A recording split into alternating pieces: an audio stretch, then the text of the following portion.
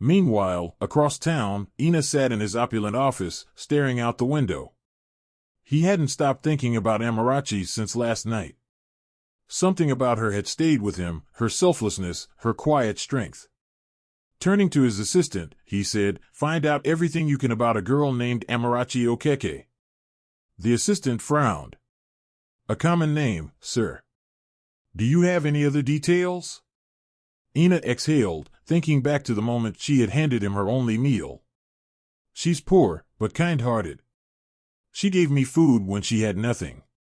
The assistant still looked doubtful but nodded. "I'll see what I can do." Unaware of the storm brewing in her fate, Amarachi spent the next day searching for work. She did odd jobs, washing clothes, cleaning shops, running errands.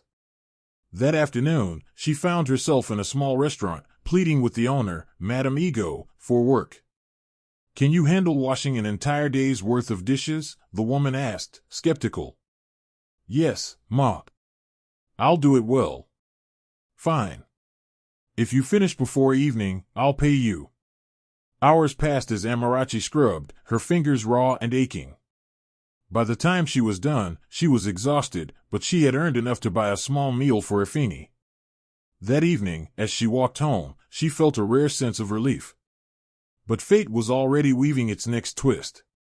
As she stepped into her tiny home, tired yet satisfied, she had no idea that Oena was already searching for her. In his luxury car, he navigated the crowded streets, determined to find the girl who had shown him kindness. His sleek vehicle stood out in the impoverished neighborhood, drawing curious stares. "Oga, you dey fine person?" a young boy asked, eyeing him curiously. "Yes." "Do you know Amarachi Okeke?" The boy grinned. "Everybody sabi Amarachi. She stay that side." Oena's heart pounded as he followed the boy's direction. Finally, he stood before a humble wooden door, light flickering faintly from within. Taking a deep breath, he knocked. Inside, Amarachi froze. Visitors were rare. Who could it be at this hour? She exchanged a wary glance with Efini before cautiously opening the door.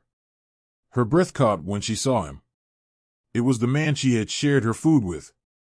Only this time, he was dressed in crisp, expensive clothes. He was no longer the weary beggar on the street. "You," she whispered, shocked. Oena smiled. "I told you we'd meet again." And just like that, Amarachi's life was about to change forever. Amarachi hesitated, gripping the fabric of her worn dress as she searched Oena's face. "Why?" she asked, her voice barely above a whisper. Oena's gaze softened. "Because you looked like you needed it more." A lump formed in her throat. She had spent her life struggling, making sacrifices for her younger brother, Efini. She never expected anything in return, especially not from a stranger. Oena leaned forward, his expression sincere. "I wanted to see you again, to thank you properly." Amarachi frowned. "You don't owe me anything." "Maybe not," he admitted, "but I'd like to help you." A spark of suspicion flickered in her eyes. "I don't need charity. I work. I take care of my brother. We survive." Oena admired her strength, but he also saw the exhaustion in her eyes, the weariness in her posture. "I'm not offering charity," he said firmly. "I'm offering an opportunity." Her heart pounded. "What kind of opportunity?" Oena smiled. "One that could change your life forever." Amarachi studied him, uncertainty gnawing at her. What did that even mean? People like him didn't just show up offering chances to people like her. "I don't understand," she said cautiously. Oena clasped his hands together. "I own a company, a big one. And I need someone with your determination, your kindness. You don't have to struggle like this anymore. I can help you." She let out a bitter laugh. "A company?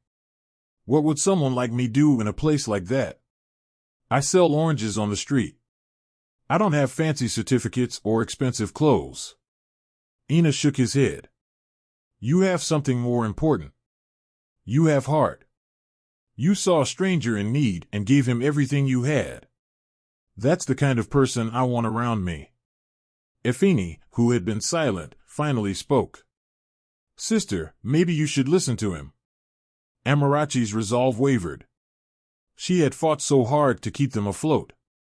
Depending on someone else felt like a risk. What if this was all a joke?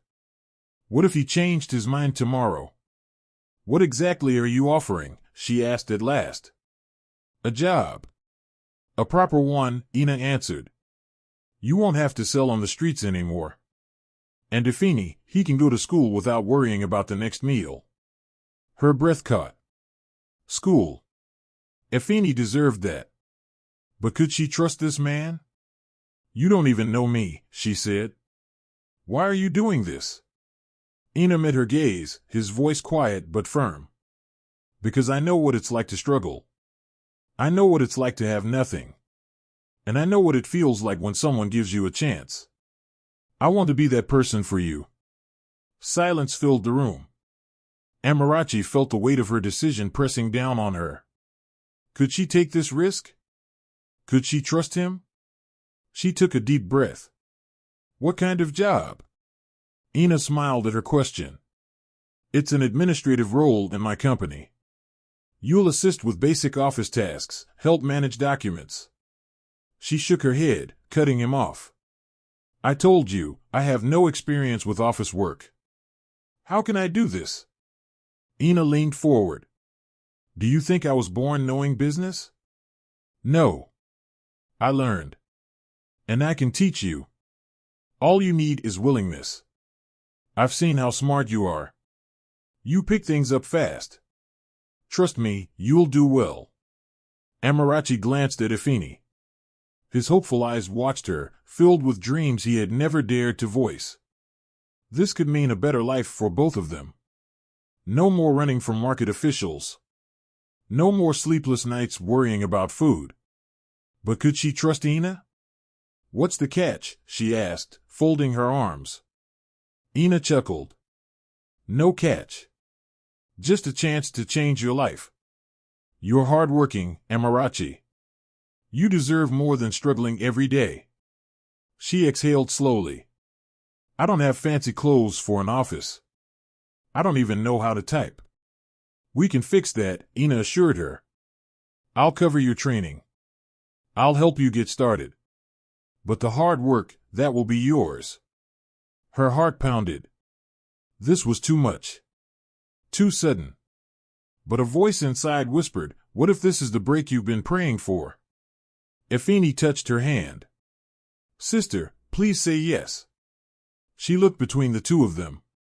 One hopeful. One patient. Her voice trembled as she finally spoke. All right. I'll do it. Oena's face broke into a smile. You won't regret this, he said. We'll start tomorrow.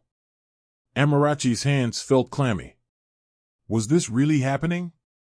A job in an office? It felt like a dream.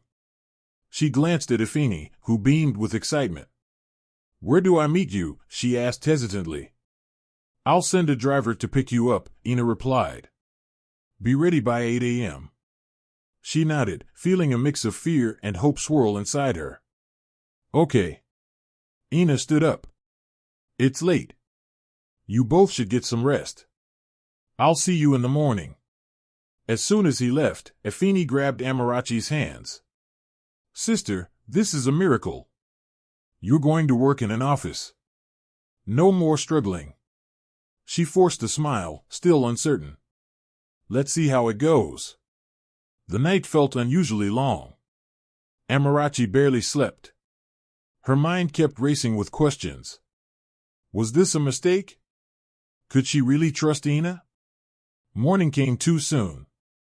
She quickly bathed and wore her best dress, a faded blue gown, the only decent outfit she had. She tried to fix her hair as best as she could. Efeni watched her with admiration. A sleek black car pulled up in front of their small house. Her heart pounded. This was it. A man in a suit stepped out and opened the door for her. Good morning, madam. I'm here to take you to the office. Madam. She almost laughed. No one had ever called her that before. Taking a deep breath, she stepped into the car. Her new life was about to begin. This wasn't just a job. This was a chance to change her life completely. Amarachi's hands trembled slightly as she looked at Oena. I don't know anything about business, she admitted. Then you'll learn, he said, his voice steady and full of conviction. And I'll make sure you have all the training you need. She hesitated. What if I make mistakes? Oena chuckled. Mistakes are part of the process. What matters is that you keep going. The only real failure is giving up. Are you willing to try? She took a deep breath, her heart pounding in her chest. The weight of this decision pressed heavily on her shoulders. But as she glanced at her younger brother, Efeni, she knew she couldn't let fear hold her back. Finally, she nodded. Yes. I am. Oena's expression softened, approval shining in his eyes. Good. You start tomorrow. But first, he gave her a knowing look. You'll need the right clothes. I'll have someone take you shopping today. Her eyes widened. Shopping? Consider it part of your welcome, he said with an easy smile. I want you to feel comfortable and confident. Amarachi's breath hitched. She had never imagined herself in this kind of world. New clothes? A real job. It felt unreal. Moments later, they pulled up in front of a large boutique, its glass windows gleaming in the afternoon light. Inside, mannequins stood dressed in elegant outfits, and racks of expensive clothing stretched as far as she could see. Amarachi hesitated at the entrance. She had never stepped foot in a place like this before. The moment they walked in, a slim woman with a sharp gaze assessed Amarachi's simple dress before turning to Oena with a bright but slightly guarded smile. Welcome, sir. How may we assist you? She needs a full wardrobe, Oena said, motioning toward Amarachi. The attendant hesitated for a brief moment, then quickly masked it with professionalism. Of course. Right this way. Amarachi swallowed hard, shifting uncomfortably. I don't need much, she murmured. Just 1 or 2 outfits. Oena shook his head. You're starting a new life. You need to dress the part. Get whatever you need. Her fingers trembled as she reached out and brushed against the fabric of a blouse. It was softer than anything she'd ever worn before. The price tags, though, made her stomach twist. Everything here looked too expensive, too far removed from the life she knew. Cautiously, she picked out a simple skirt and blouse, hoping it would be enough. Oena sighed, shaking his head again. You're not in the village anymore. Pick more. Seeing her uncertainty, he turned to the attendant. Bring a selection for her, professional but comfortable. Within minutes, Amarachi found herself in the dressing room, staring at her reflection in the mirror. The clothes fit perfectly, hugging her figure in a way that made her look different. She looked like someone else. Someone important. When she stepped out, Oena's lips curved into a satisfied smile. That's better. Amarachi bit her lip. Are you sure about this? I don't want to owe you anything. Oena chuckled. Consider it an investment. When you become successful, you can return the favor. She still felt uneasy, but deep down, a part of her couldn't deny the excitement bubbling beneath the surface. For the first time in years, something felt possible, like she wasn't just surviving, but stepping toward something bigger. Thank you, she said softly. As they left the boutique, Amarachi held the shopping bags tightly, feeling the weight of them not just physically, but emotionally. The reality of this change was setting in faster than she could process. Oena noticed her hesitation. Are you okay? She nodded quickly. Yes. I'm not used to this. I understand, he said, leading her to the car. Change takes time. They drove in silence for a while, the hum of the car filling the space between them. Then Oena spoke again. Have you ever thought about what you truly want in life? Amarachi hesitated. No one had ever asked her that before. I just want a good life for me and my brother. A stable job, a safe home, nothing too much. Oena smiled knowingly. You deserve more than just survival, Amarachi. Her chest tightened at his words. Could she really allow herself to dream bigger? The car stopped in front of a small but elegant restaurant. Amarachi stared at the entrance, suddenly feeling out of place again. I don't think I should. You should, Oena interrupted gently. Come on. Inside, the air smelled of rich spices and fresh bread. A waiter led them to a quiet corner, and Amarachi shifted uncomfortably in her seat, watching as well-dressed diners laughed and enjoyed their meals. Relax, Oena said. Just enjoy the moment. She exhaled slowly, trying to push away the nagging voice in her head telling her she didn't belong here. Glancing at Oena, she finally asked the question that had been weighing on her mind. Why are you doing all this for me? Oena met her gaze, his expression unreadable. Because I believe in you. And because sometimes, life surprises us in ways we don't expect. His words lingered long after the meal arrived. Amarachi hesitated before taking a bite. The flavors burst across her tongue, rich, warm, comforting. She had never tasted anything like it before. You like it? Oena asked with a small smile. She nodded. It's amazing. They ate in silence for a while before Oena spoke again. I know things have been hard for you, he said. But what if I told you that life could change? That you don't always have to struggle? She swallowed, her grip tightening around her fork. I don't know. I don't want to depend on anyone. I've fought too hard to stand on my own. Oena leaned forward. Wanting a better life doesn't mean you're weak. It means you're human. And you don't have to go through everything alone. Amarachi looked away, her emotions swirling. She wanted to believe him, but the fear of disappointment held her back. She had seen too many promises broken. Efeni is the only family I have left, she said quietly. Everything I do is for him. And you deserve someone who will stand by you too, Oena said. I don't just want to help, I want to see you succeed. Her heart pounded. Why did he care so much? What did he see in her that made him so sure she was worth this? As they finished their meal, Oena glanced at his watch. I should drop you home soon. But before we go, there's one more thing I want to show you. Amarachi frowned. What is it? He grinned. You'll see. And for the first time in a long time, Amarachi felt something she hadn't dared to feel in years. Hope.